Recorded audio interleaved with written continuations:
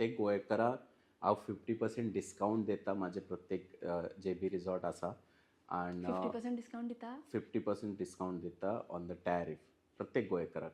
हो हर चीज़ में गोवा काफ़ी पॉजिटिव है और पॉजिटिव गोवा इसलिए है क्योंकि यहाँ के लोग वैसे हैं, यहाँ के लोग काफ़ी सपोर्टिव है, कोई भी आपको नीचे नहीं दिखाना चाहता।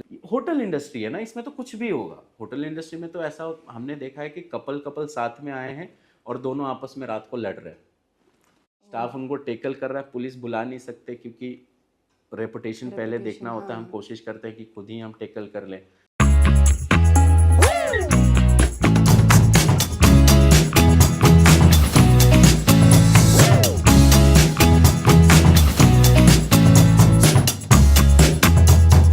Hi guys, this is Vaidehi. Welcome back to another episode of Goa Platform.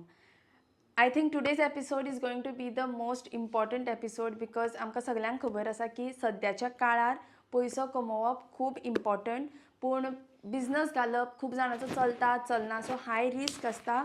So I have with me Sanjeev Oja, who is a very successful businessman. जिचे विहासता ही hotels आणि restaurant all over India आसात. So let's talk to him and let's know how to become successful in life.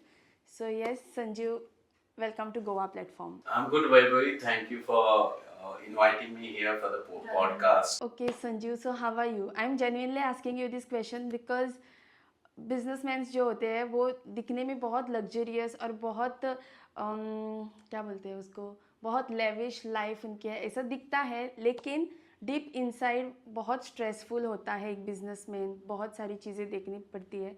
तो how are you? Vaibhavi, मैं बहुत खुश हूँ, मैं बहुत अच्छा हूँ और अभी तो काफ़ी ज़्यादा अच्छा फील कर रहा हूँ। मैंने आपको सोशल मीडिया पे देखा है अलग अलग लोगों का इंटरव्यू लेते हुए और आज मैं खुद इंटरव्यू दे रहा हूँ, तो काफ़ी अच्छी फीलिंग है ये।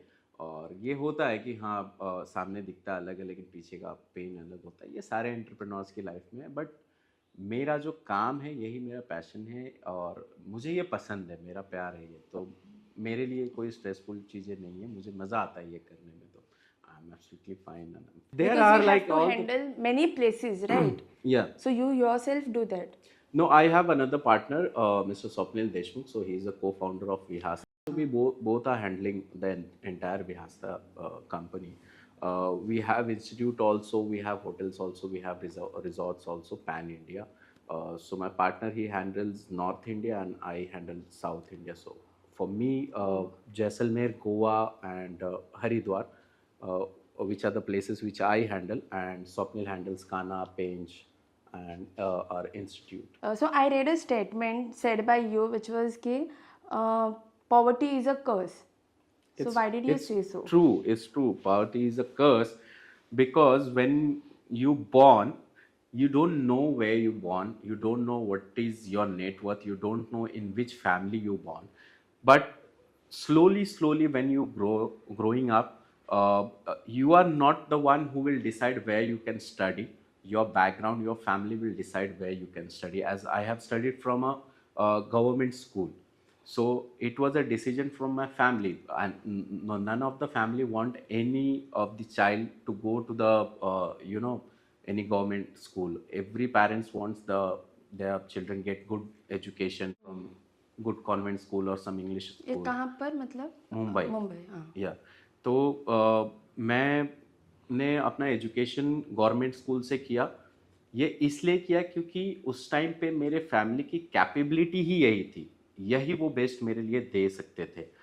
लेकिन मैं आने वाले जनरेशन के लिए, फ्यूचर में मेरे बच्चों के लिए या अभी मेरे फैमिली की जो नेक्स्ट जनरेशन है, मेरे जो भतीजे हैं, उनके लिए एक ऐसा प्लेटफॉर्म तैयार कर रहा हूँ या कर चुका हूँ कि उनके एजुकेशन में कोई कॉम्प्रोमाइज़ ना हो, उनके लाइफस्टाइल में कोई कॉम्प्रोमाइज़ ना हो। Poverty like it's a curse, but you have to come out from this. गरीब पैदा होना आपकी गलती नहीं है, लेकिन आप गरीब मर जाओगे ये आपकी मिस्टेक है।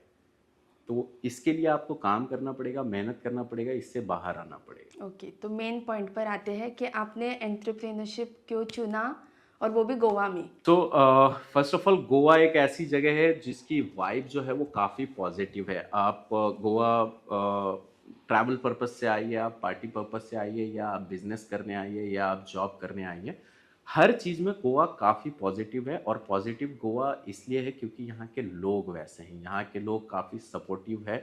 कोई भी आपको नीचे नहीं दिखाना चाहता। अगर आप कुछ कर रहे हैं तो स्पेशली गोवंस जो हैं, कैथलिक गोवंस, हिंदू गोवंस, मुस्लिम गोवंस, किसी के बीच में कोई झगड़ा नहीं है। सबका इंटेंशन क्लियर है कि हाँ, मेहनत करनी है, पैसा कमाना है, आगे बढ़ना है। कोई कुछ अच्छा कर रहा है तो उसको सपोर्ट करना है। तो गोवा में लोकल सपोर्ट काफ़ी अच्छा है, इसलिए मैंने गोवा चूज़ किया। बिजनेस चूज़ करने के पीछे काफ़ी बड़ी कहानी है। मैं एक्चुअली ताज होटल्स में काम करता था, उसके बाद मैंने एयरबीएनबी में शिफ्ट किया। जब मैंने नॉर्मल जॉब। नॉर्मल जॉब करता था मैं, तो एयरबीएनबी में बीएनबी में मैं एक्विजिशन स्पेशलिस्ट था। तो मेरा काम होता था कि विलाज और अपार्टमेंट्स के जो ऑनर्स हैं उनसे जाके मैं मिलूं, उनको इनवाइट करूं कि आप एयरबीएनबी प्लेटफॉर्म पे आएँ और यहाँ पे आप अपनी प्रॉपर्टी को शोकेस कीजिए और बेचिए। Airbnb is a travel okay. Platform, like it's the one of the biggest travel platform among the world. तो काफ़ी मेरे अच्छे कनेक्ट बनते गए, काफ़ी गोवन ऑनर्स जो थे होटल्स के, विलास के, अपार्टमेंट्स के, उनसे अच्छे कनेक्ट बनते गए। 2 साल मैंने वहाँ पे काम किया। फिर मुझे ऐसा कहीं पे मोटिवेशनल चीज़ मैंने सुनी किसी से, मुझे एग्जैक्ट याद तो नहीं है, बट हाँ, ब्रांच इसकी जो फाउंडर हैं एयरबीएनबी के, उनके मुंह से मैंने एक बार सुना था कि बिजनेस ही आपको आगे बढ़ा सकता है। जॉब में आपकी लिमिटेशन फिक्स होती है। जॉब में आप एक ओहदे तक चले जाओगे। आप अगर एक नॉर्मल एम्प्लॉय हो, आप एग्जीक्यूटिव हो, तो आप मैनेजर बन जाओगे, मैनेजर से ऊपर एरिया मैनेजर बन जाओगे, कंट्री मैनेजर बन जाओगे, बट एक ओनर नॉर्मल नहीं बन जाओगे। लेवल है, वहीं तक आप पहुंच पाओगे। लेकिन बिजनेस ऐसी एक चीज़ है जिसमें आपके एक्सपांशन की कोई लिमिट नहीं है। आप किसी भी लेवल पे जा सकते हो, कितना भी पैसा कमा सकते हो। तो इसलिए मैंने बिज़नेस चूज़ किया। दूसरा रीज़न ये था कि मेरे कॉन्टैक्ट्स अच्छे बन गए थे मार्केट में, जिन ऑनर से मैं मिलता था, तो मेरा कॉन्फिडेंस जो था वो काफ़ी लेवल अप हो रखा था। अब जैसे मैं जब जॉब करता था तो मेरे जो कॉलीग्स थे, वो मेरे जैसे ही थे, वो भी जॉब करने वाले थे। तो एक गेम होता है माइंडसेट का।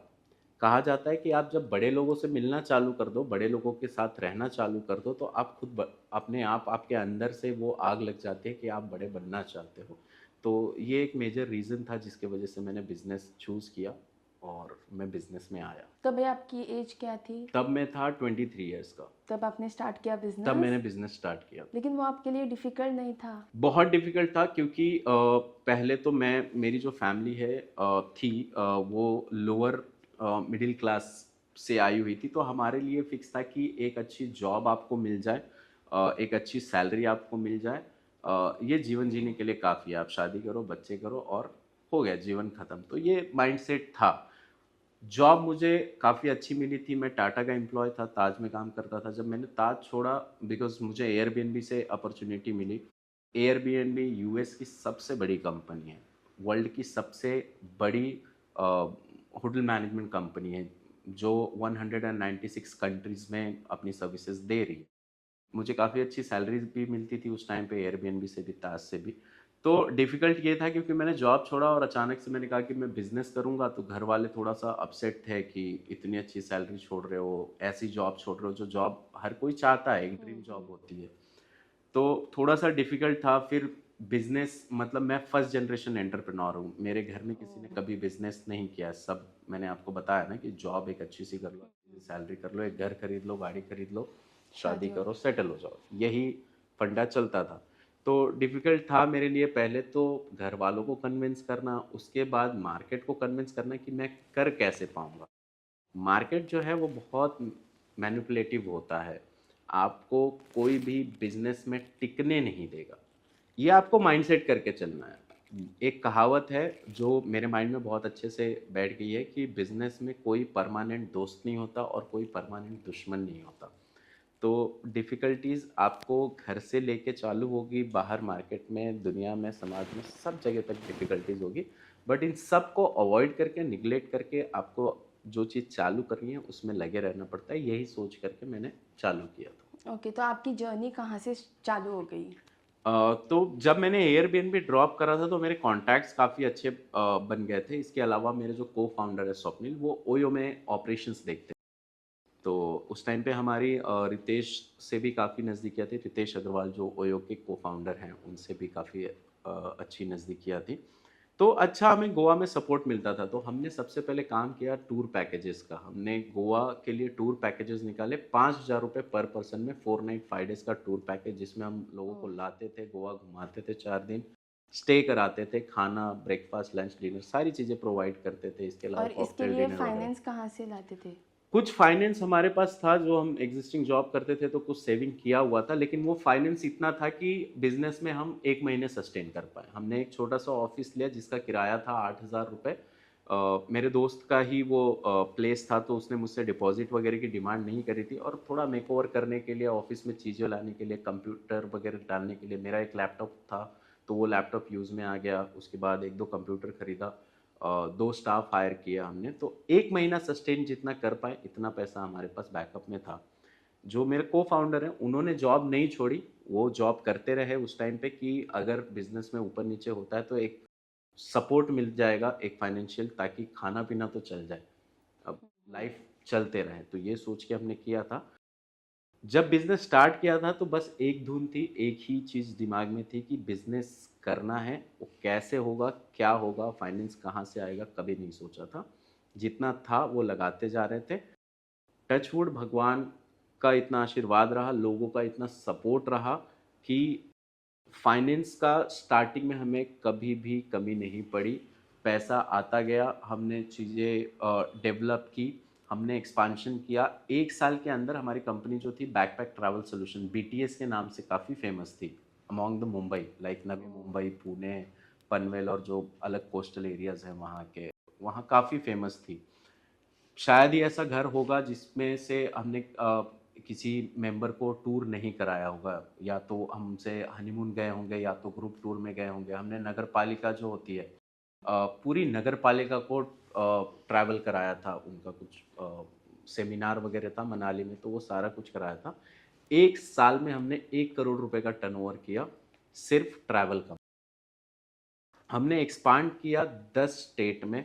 हम ने पहला जो शुरुआत किया था वो लोनावला में किया। लोनावला से हम गए अहमदाबाद, अहमदाबाद से हम गए रायपुर, रायपुर से हम गए इंदौर, इंदौर से हम गए भोपाल, भोपाल के बाद हमने बालाघाट, जबलपुर और गुड़गांव, इन 7 जगहों पे एक्सपांशन किया, सब जगह ऑफिस चालू किया, और काफ़ी अच्छा मार्केट रिस्पॉन्स था। अब बिज़नेस आप कर रहे हो तो हर दिन आपका सेम नहीं हो सकता। आज हो सकता है कि आपके पास काफ़ी अच्छे क्लाइंटेज हो, काफ़ी अच्छा प्रॉफिट बन रहा हो, कल हो सकता है कि काफ़ी डाउनफॉल आए। तो ये पार्ट ऑफ द बिज़नेस होता है, हाँ। यही आपको मैनेज करना होता है बेसिकली तो बिज़नेस ये में। सब मुंबई में चल रहा था? ये सब मुंबई में चल रहा था। इसके पहले मैं गोवा में 4 साल रह चुका था। 2 साल मैं जब ताज में था तब, और 2 साल जब मैं एयरबीएनबी में था तब। तो गोवा मुझे इन ओके। एंड आउट पूरा पता था, बिकॉज़ मैं एयरबीएनबी में एक्विजिशन स्पेशलिस्ट था, तो मेरा काम था मार्केट में घूमना, लोगों से मिलना और उनको रिक्वेस्ट करना कि एयरबीएनबी के प्लेटफ़ॉर्म पे आएँ। तो गोवा मुझे अच्छे से पता था। तो 2 साल मेरी कंपनी ने काफ़ी अच्छा किया। उसके बाद कोविड आ गया। कोविड में ट्रैवल का काम बिल्कुल ठप हो गया। अब कोविड भी ऐसे टाइम पे आया जब, कोविड के पहले क्या होता था कि मार्च में मोस्टली स्कूल की छुट्टियां हो जाती थी। हाँ। गर्मियों की जो छुट्टियां होती थी, तो मार्च मिड के बाद एग्जाम्स खत्म हो जाते थे, अप्रैल और मई छुट्टियां रहती थी, जून में 15 जून के आसपास स्कूल खुलते थे। तो ये जो पीरियड होता था, ये मेन पीरियड होता था ट्रैवलिंग का। जितने फैमिली ट्रैवलर्स हैं या ग्रुप ट्रैवलर्स हैं, वो इसी टाइम पे विजिट करते थे मोस्टली हिमाचल में जो ठंडी जगह हैं, या गोवा वगैरह जो भी टूरिज्म प्लेसेस हैं, क्योंकि छुट्टियां रहती थी इस टाइम पे, तो करते थे। जो लॉकडाउन लगा वो लगा 20 मार्च 2020 को।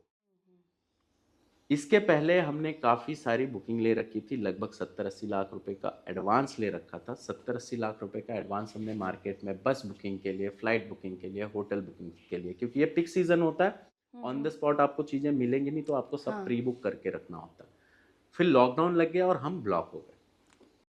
हमने मार्केट से पैसा उठाया और दूसरे लोगों को, जो हमारे वेंडर्स थे, उनको पैसा दे दिया।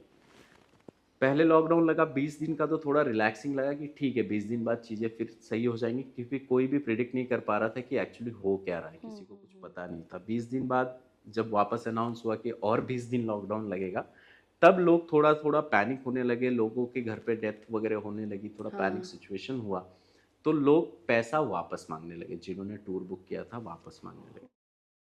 अब हमने पैसा यूज़ तो नहीं किया था, हमने पैसा लेके वेंडर्स को दिया था जो बुकिंग्स की थी, तो हमने भी वेंडर से पैसा माँगना चालू किया। तो डिफ़िकल्टी ये आ रही थी कि कुछ वेंडर्स जैसे गाड़ी के वेंडर्स हैं, मैं इंसिडेंट बता रहा हूँ, दिल्ली के एक हमारे वेंडर हैं मिस्टर यादव जी, उनकी लगभग 20 टेम्पो ट्रैवलर्स चलती थी हिमाचल और उत्तराखंड के लिए। लॉकडाउन में वो ईएमआई नहीं भर पाए, इसलिए उनकी गाड़ियाँ बैंक उठा के लेके चली गई। अब ऐसे बंदे को मैंने 10 लाख रुपए एडवांस दे रखा है मेरे टूर के लिए, मैं उससे पैसे कैसे माँग सकता हूँ? या मैं माँग भी लूँ तो वो कहाँ से ला के देगा? और झगड़ा करना बिज़नेस में नियम ही नहीं है, आप किसी से लड़ नहीं सकते। और अगर आप लड़ रहे हो तो आप एक अच्छे बिज़नेसमैन नहीं हो। तो एक ही ऑप्शन था कि यहाँ लेट गो करना है, लेकिन जो लोग पैसा माँग रहे हैं, उनको भी हैंडल करना है। तो बहुत सारी चीज़ें हुई हमारे साथ, पुलिस कंप्लेंट्स भी हुई, एफआईआर्स भी हो गई। लेकिन एक चीज़ आपको हमेशा ध्यान रखनी है कि अगर आप गलत नहीं हो, तो आपके साथ कुछ भी गलत नहीं हो सकता है। मैं एक बार भी ना पुलिस स्टेशन गया, ना किसी पुलिस वाले ने मेरे घर पे आके कुछ इंक्वायरी करी, ना कोई गेस्ट या बहुत सारे ऐसे क्लाइंट थे हमारे, ऐसे ट्रैवलर्स थे, जिनको भरोसा था कि ठीक है लॉकडाउन लग गया है तो इनके हाथ में तो कुछ नहीं है। हमने सभी को एश्योरिटी दी कि लॉकडाउन खत्म होगा, हमें थोड़ा टाइम चाहिए होगा, आपको पैसा रिफंड चाहिए, हम आपको पैसा रिफंड कर देंगे, या आपको वापस ट्रैवल करना है, जब ट्रैवल चालू हो जाएगा तो हम आपको ट्रैवल करा देंगे। बहुत लोगों ने समझी बात को, हमने किसी को अवॉइड नहीं किया। जिनके भी फ़ोन आए, ऐसा नहीं कि हम निग्लेक्ट करना चालू किए या अवॉइड करना चालू किया, हमने सबको रिस्पॉन्ड किया, सबको अच्छे से हमने बात करी। भले लोगों ने हमसे गाली देकर बात की हो, वो अलग बात है, लेकिन हमने सबसे अच्छे से बात की, सिचुएशन हैंडल की। उस टाइम पे पैसा नहीं था, टोटली हम ब्रोक हो गए थे। हम क्या, हमारे अलावा बहुत सारे ट्रैवल इंडस्ट्री के लोग ब्रोक हो गए थे। अब जिन होटल वालों को हमने एडवांस दे रखा था, वो लीज़ नहीं पे कर पा रहे हैं, उन्होंने होटल छोड़ दिया। उनको कहाँ ढूँढने आप जाओगे, कहाँ से पैसा? एयरलाइंस ने पॉलिसी दे दी कि जो आपने टिकट्स कराई है वो 1 साल तक वैलिड रहेगी, 1 साल में आप वापस उसको रीशेड्यूल करा दोगे, लेकिन वो रिफंड नहीं देंगे। लोग जो थे उनको रिफंड चाहिए था, तो ये हम नहीं दे पा रहे थे।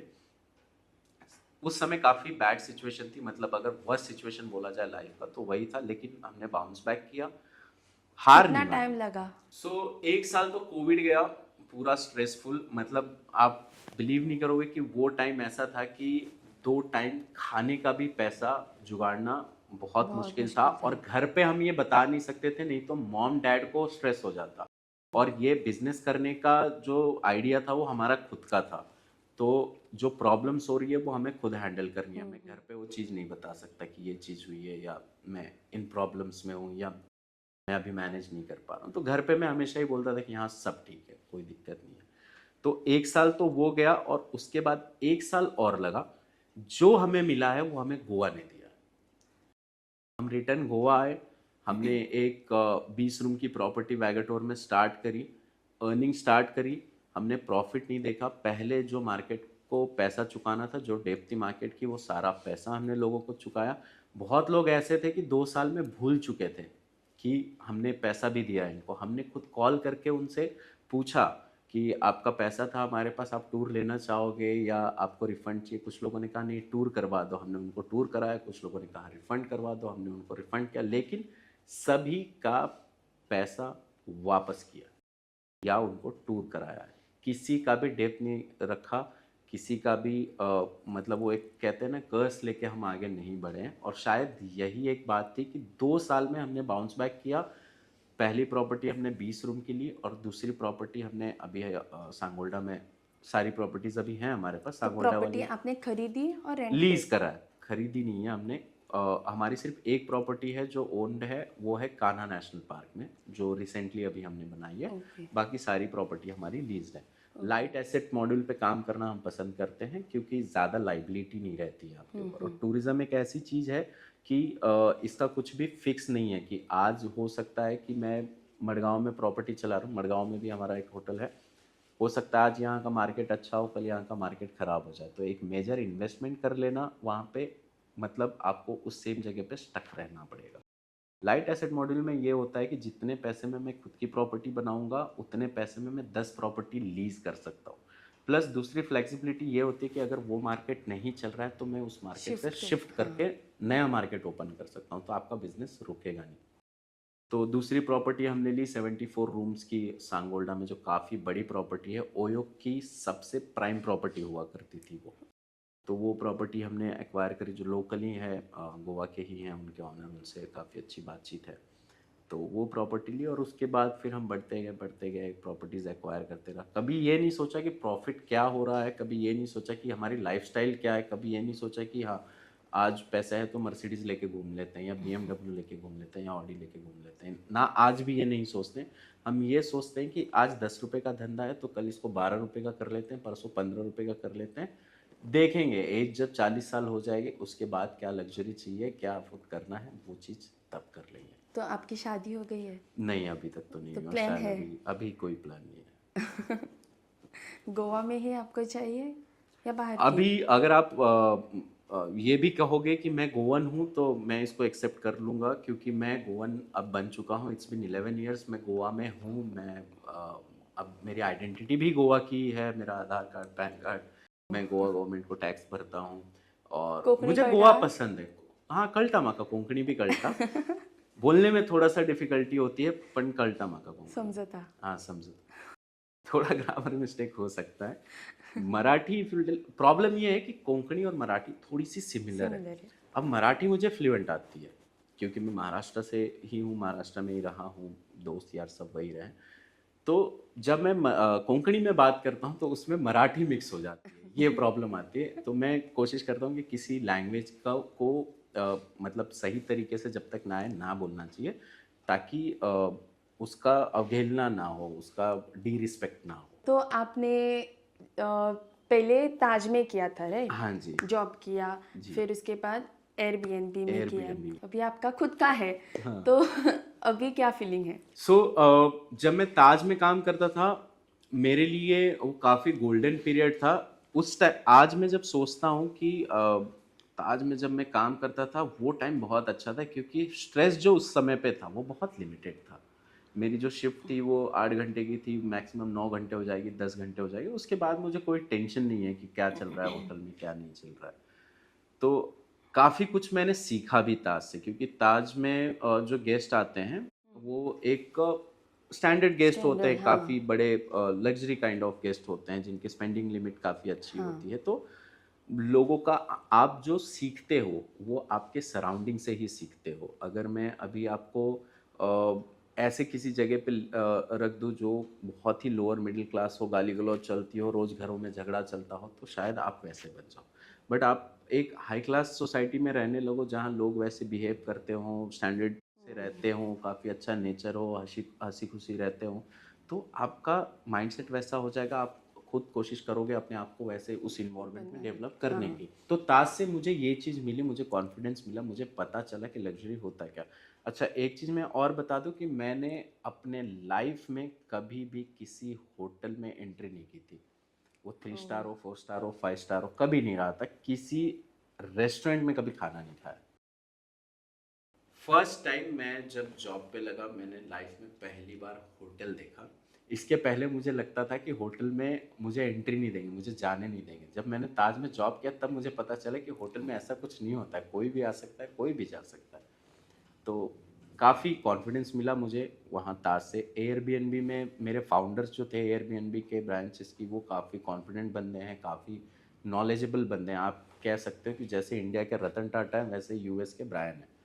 काफ़ी तेज़ दिमाग है उनका। मतलब अभी एयरबीएनबी की जो नेटवर्थ है वो 32 बिलियंस है, 196 कंट्री में एक्सपांड किया। तो काफ़ी कुछ सीखने मिला मुझे जॉब से।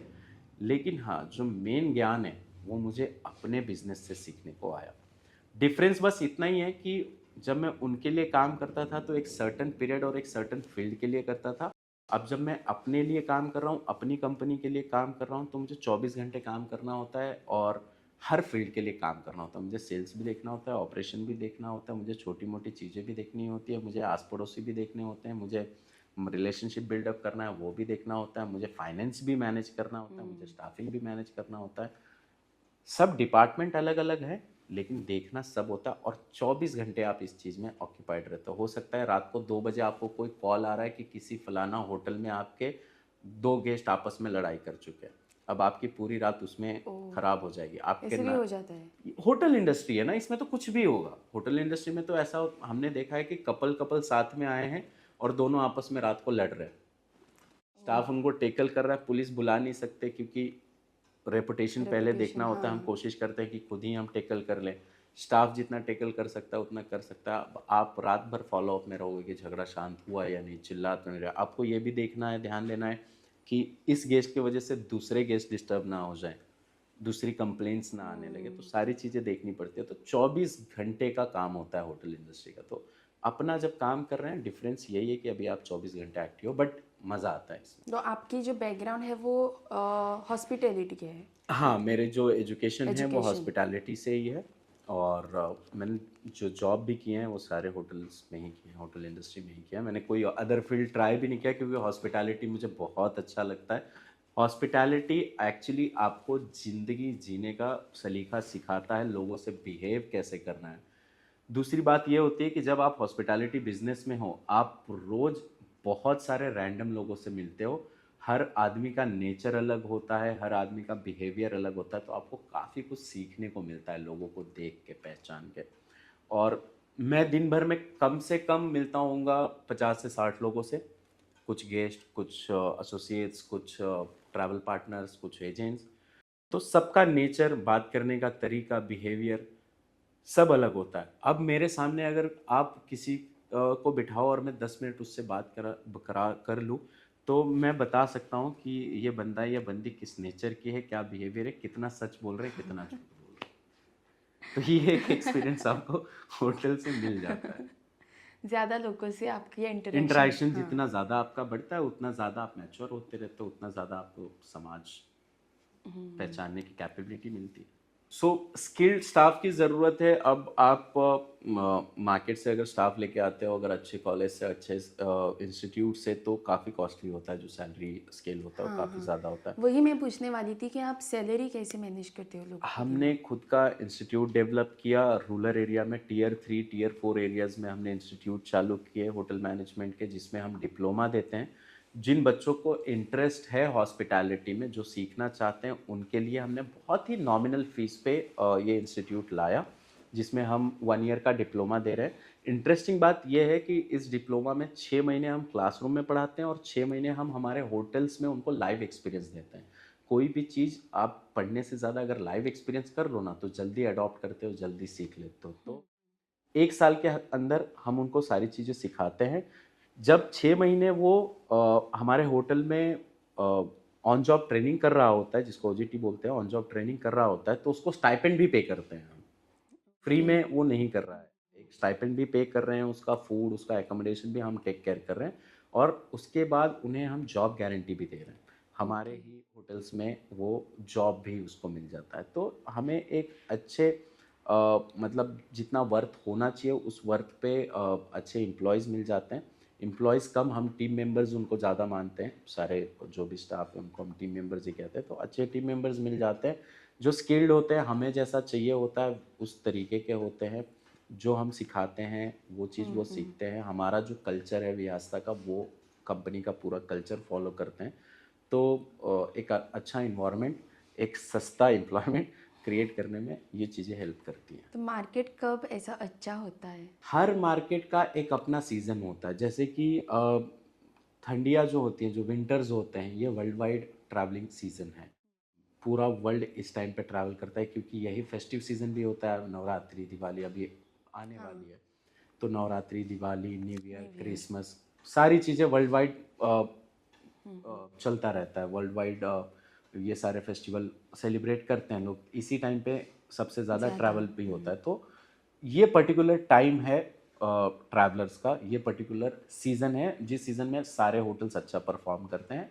बाकी कहीं कहीं सीज़न वाइज भी होता है, जैसे हम लोग उत्तराखंड में अभी हमने इन्वेस्ट किया हुआ है, हरिद्वार में हमने होटल लिया हुआ है। तो हरिद्वार में 4 धाम यात्रा होती है, जो 6 महीने चलती है, साल भर। काफ़ी अच्छा रिस्पांस होता है ड्यूरिंग द 4 धाम यात्रा। लोग केदारनाथ, बद्रीनाथ, गंगोत्री, यमुनोत्री जाते हैं।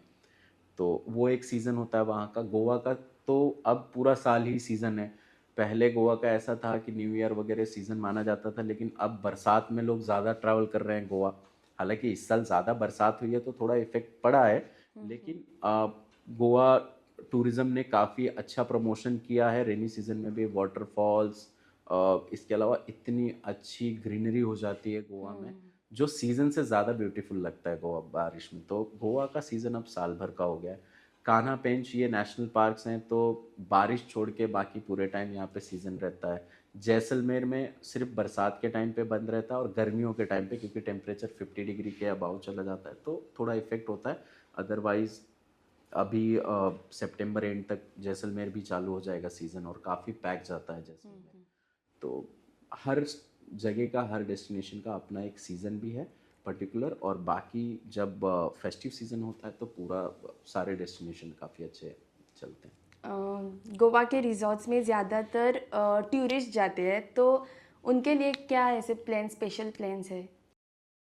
हर होटल के अपने एसओपीज होते हैं, स्टैंडर्ड ऑपरेशन प्रोसीजर होते हैं। हर होटल का कुछ अपना स्टैंडर्ड प्रोसीजर होता है टूरिज्म को अट्रैक्ट करने का। तो हम लोग भी वैसी चीज़ें करते हैं, जैसे हम तो सारे फेस्टिवल सेलिब्रेट करते हैं हमारे होटल्स में हमारे गेस्ट के साथ। अभी रिसेंटली हमने दही हांडी सेलिब्रेट किया कृष्ण जन्माष्टमी पे। अभी गणपति थे हमारे यहाँ पे, कल या परसों विसर्जन हुआ है उनका।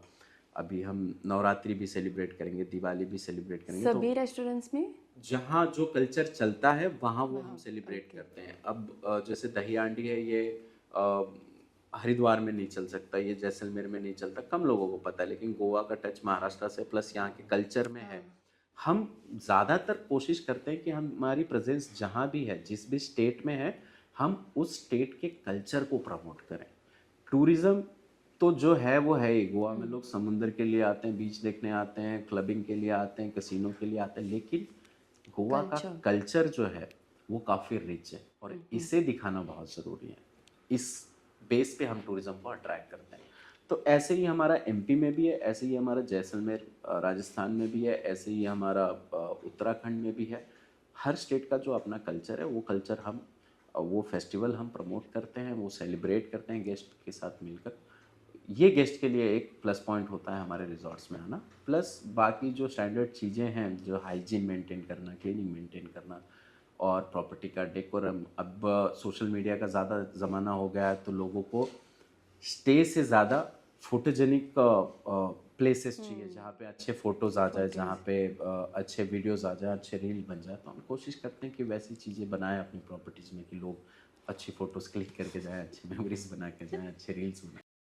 तो आपको भी अपडेटेड रहना पड़ेगा, हर कल्चर। बिजनेस का यही फंडा है, अगर आप अपडेटेड नहीं रहोगे तो आप पीछे छूट जाओगे। जैसे अभी अपन हाँ। पॉडकास्ट कर रहे हैं, पहले ये न्यूज़ में होता था, लेकिन अब न्यूज़ चैनल्स भी पर्सनली पॉडकास्ट करने लगे हैं, इनवाइट करके, या उन्होंने पॉडकास्ट के अलग चैनल किया। तो ये एक अपडेट है मार्केट का, ये इस बिजनेस का अपडेट है। तो आपको मार्केट के साथ अपडेटेड रहना पड़ता है, आगे बढ़ना पड़ता है।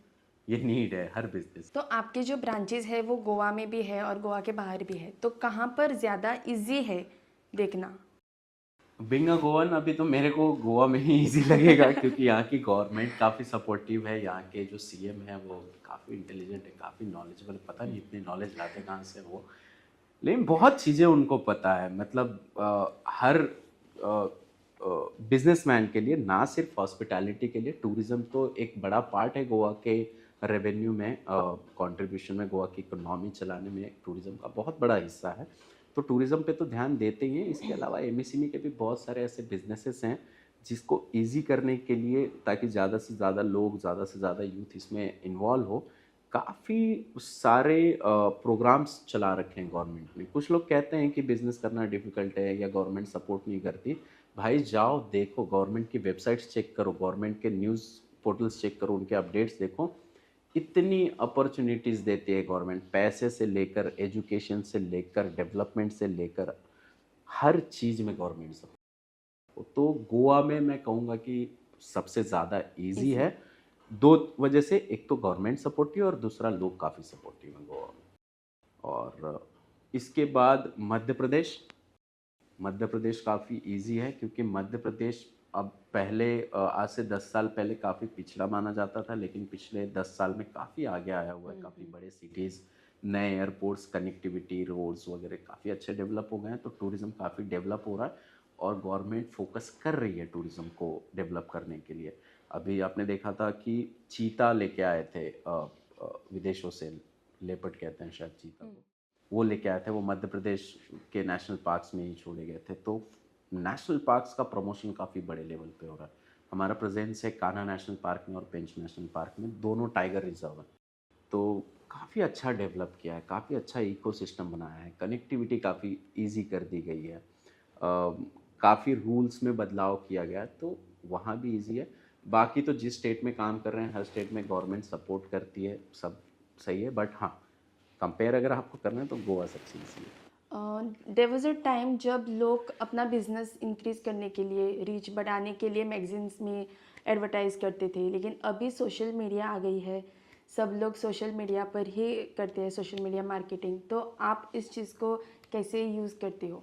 अभी जस्ट हमने डिस्कस किया ना कि मार्केट की डिमांड के हिसाब से हमें बदलना होता है, हमें अपडेटेड रहना पड़ता है। तो अभी ज़माना ही सोशल मीडिया का है। एवरेज एक बंदा अपने लाइफ का 50% सोशल मीडिया पे स्पेंड कर रहा है। अगर 24 घंटे हैं दिन में, तो 24 घंटे में से 12 घंटे सोशल मीडिया पे स्पेंड करता है। वो सोने तक, जब तक नींद नहीं आ जाती, और उठने के तुरंत बाद से लेके सोशल मीडिया पे, भले वो फेसबुक हो, इंस्टाग्राम हो, स्नैपचैट हो, व्हाट्सएप हो, सोशल मीडिया से कनेक्टेड है। तो इंसान सबसे ज़्यादा जहाँ पे टाइम स्पेंड कर रहा है, पहले लोग न्यूज़पेपर पढ़ते थे, न्यूज़ चैनल्स देखते थे, तो जो कमर्शियल्स हैं वहाँ पे चलाए जाते थे। अब लोग सोशल मीडिया पे हैं, तो सोशल मीडिया एक्टिविटी करनी होती है, तो इसके लिए हम लोग इन्फ्लुएंसर मार्केटिंग यूज़ करते हैं। सोशल मीडिया के और कुछ बूस्ट प्रमोशंस हो गए, वो सब करते हैं, कुछ अच्छे रील्स बना के पोस्ट करते हैं, अच्छे प्रमोशंस चलाते हैं। बिल्कुल सोशल मीडिया हम यूज़ करते हैं, प्लस लोकल जो न्यूज़पेपर होते हैं हर जगह के, उनका भी हम सपोर्ट लेते हैं एडवर्टाइजमेंट वगैरह करने के लिए। तो ये सारी चीज़ें यूज़ में आपको लानी पड़ेगी अगर आपको बिज़नेस में आगे बढ़ना है तो बिजनेस स्टार्ट करने के लिए बेसिक स्टेप्स क्या होते हैं? तो। ओके, सो पहला और सबसे बेसिक जो है बिज़नेस स्टार्ट करने के लिए, आप अपने आप को तैयार करो। सबसे पहला स्टेप है कि आप बिजनेस करना किस चीज़ के लिए चाहते हो, आपको उस चीज़ के लिए रेडी होना है। अगर आप बिजनेस इसलिए स्टार्ट करना चाहते हो कि मुझे आगे बहुत ज़्यादा पैसा मिलेगा, बहुत लग्जरी लाइफ मिलेगी, बहुत ज़्यादा फेम मिलेगा, बहुत ज़्यादा लोग मुझे जानेंगे, तो शायद बिजनेस आपके लिए नहीं बना है, आप बिजनेस नहीं कर सकते हो। अगर आप बिजनेस समाज की, सोसाइटी की किसी प्रॉब्लम को सॉल्व करने के लिए कर रहे हो, तो बिजनेस आपके लिए बना। मैं बेसिकली बात कर रहा हूँ स्टार्टअप्स की, एंटरप्रेन्योरशिप की। अगर आप कुछ सॉल्व कर रहे हो, तो ये आपके लिए है और आप स्टार्ट कर सकते हो इस चीज़ को। इसके लिए आपको सब सपोर्ट करेंगे, आपको सोसाइटी भी सपोर्ट करेगी, आपको इकोसिस्टम भी सपोर्ट करेगा, आपको गवर्नमेंट भी सपोर्ट करेगी। दूसरी चीज़, बिजनेस जब आप करने जा रहे हो तो क्या कर रहे हो एग्जैक्टली आपको पता होना चाहिए। ये आपको प्रिपेयर करना बहुत ज़रूरी है।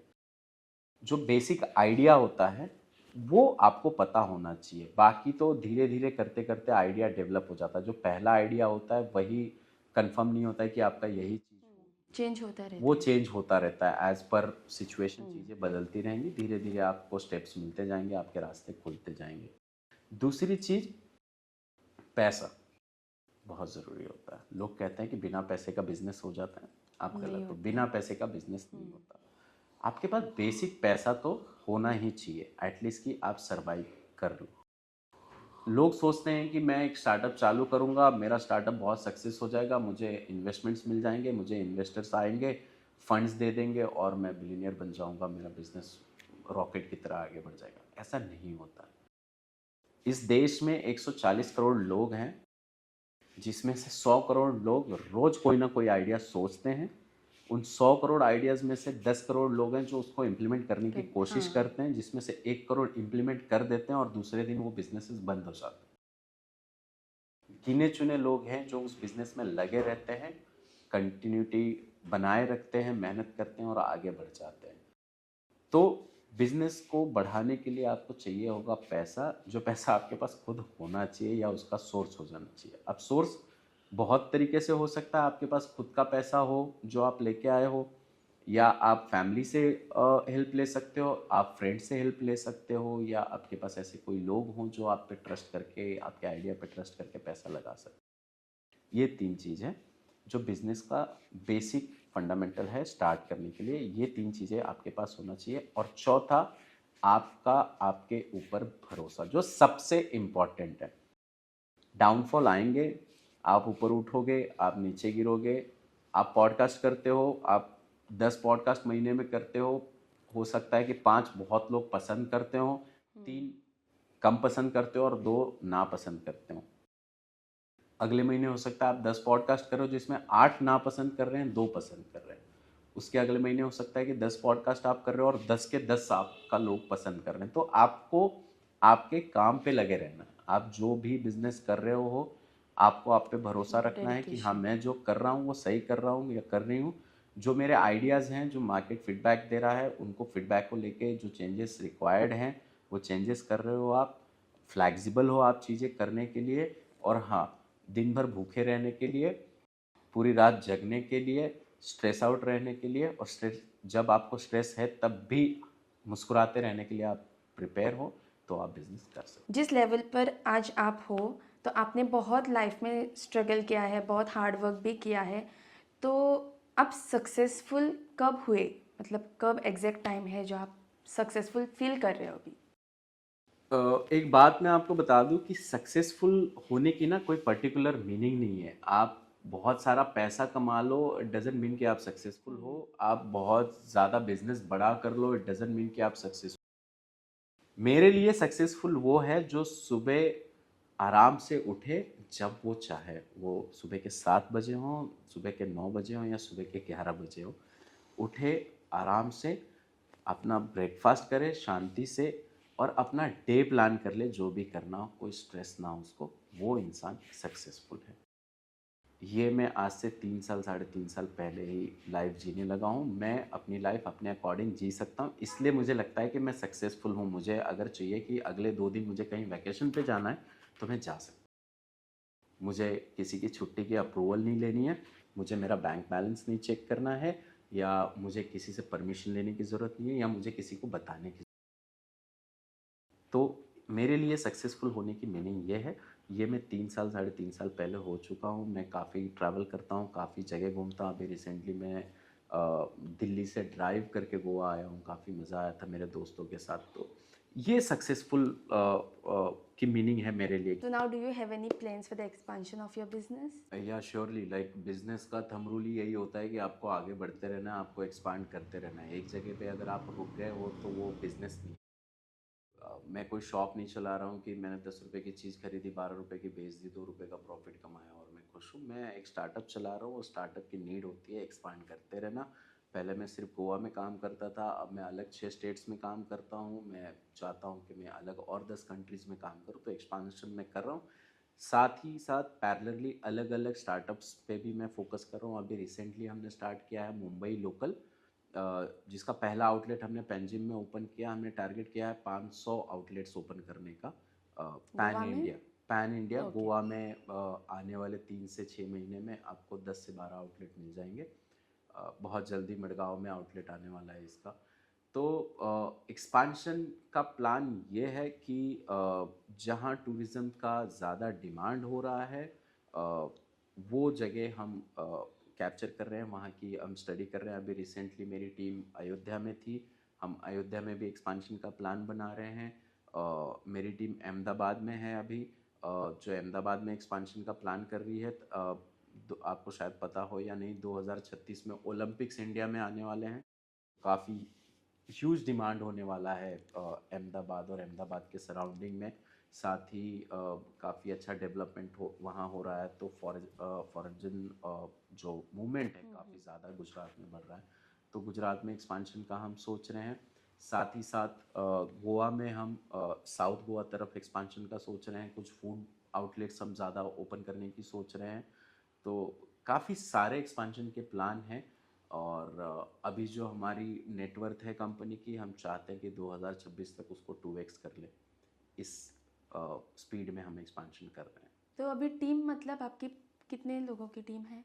सो अगर मेरे यहाँ पे जो गार्डनर हैं उनको भी मैं मेरी टीम का हिस्सा मानता हूँ, क्योंकि एक बड़ा पार्ट वो हैंडल करते हैं, गार्डन मेंटेन करते हैं और उस गार्डन से प्रॉपर्टी की ब्यूटी आती है। तो अगर मैं गार्डनर से लेके हाउसकीपिंग से लेके sales staff, front desk, executives, managers, इन सबको मैं लूँ, एक्विजिशन वाले, एक्सपांशन वाले, फाइनेंस वाले, इन सबको मैं लूँ, तो मेरे पास अराउंड 70 लोगों की टीम है जो मेरे साथ काम करती है। मेरी जो ऑडियन्स है, मेरी जो व्यूवर्स है, वो सभी गोंयकार, म्हणजे सगळे कोंकणी आयकतात मोस्टली. ते कोंकणी तांकां आवडटा आयकपाक. सो आतां फूल आमचो जो पॉडकास्ट जाला तो हिंदीन जाला. सो सपोज तुका लोकांक आपोवपा जाय इन युअर रिजॉर्ट, जाल्यार तूं कोंकणीन कसो आपयतलो म्हणजे सगळ्यांक? कोंकणी ते चड बरें ना, पण तरी हांव सांगता, लायक प्रत्येक गोंयकाराक हांव 50% डिस्कावंट दिता म्हाजे प्रत्येक जे बी रिजॉर्ट आसा. आनी 50% डिस्कावंट दिता? 50% डिस्कावंट दिता ऑन द टॅरिफ प्रत्येक गोंयकाराक, हो. जे बी लोकल आहा तांकां. हांव तांकां बर्थडे सेलिब्रेट करपाक फ्री बँक्वेट दिता, free AC banquet. You can come आनी तुमी तुमचे बर्थडे सेलिब्रेट करूं शकता. फ्री? तुमकां पे करपाची गरज ना. Banquet, the place I am giving it free. Okay. तुम्ही आमकां कॉन्टॅक्ट करा, आमकां तुमची बर्थडे सांगा. तुम्ही फक्त लोकल आसा, तेच रिक्वायरमेंट. तुमकां फ्री बँक्वेट दिता. फूडचे कितें, लिकरचे कितें कितें तुमचे वेगळे रिक्वायरमेंट आहा, त्याचे वेगळे तुमकां पे करपाक जाय. Otherwise you can also bring it from outside, that's not a problem. But place तुम्ही फ्री यूज करू शकता. So that is it. Thank you so much for coming. तो आयलो म्हणून आनी कितली ज्ञान दिली अबावट बिजनस. बिकॉज खुबशे बिजनसमॅन्स आसात जे स्टार्ट करता आनी मागीर बंद जाता. आमी खूब पयल्या अशें म्हणल्यार कॅफेज हे ते स्टार्ट जाता आनी बंद जाता. बट तूं सक्सेसफूल जाला, सो कॉंग्रॅच्युलेशन्स. तुझे चॅनलच्या माध्यमातून हांव सगळ्यांना सांगता, जर तुम्ही कितले स्टार्ट करता, तुमचे कितें स्टार्टअप आसा, तुमकां कितें सपोर्ट जाय, तुमकां मेंटॉरशीप जाय, तुमकां फायनान्शियल सपोर्ट जाय, तुम्ही या आमकां भेटा. हांव डिस्कस करता. तुमचे आयडिया जर चांगले असले, फ्युचरजेनिक असले, we will be ready to invest, will be ready to work with you. You guys are always welcome. And thank you, Vaibhavi, for inviting me. Thank you.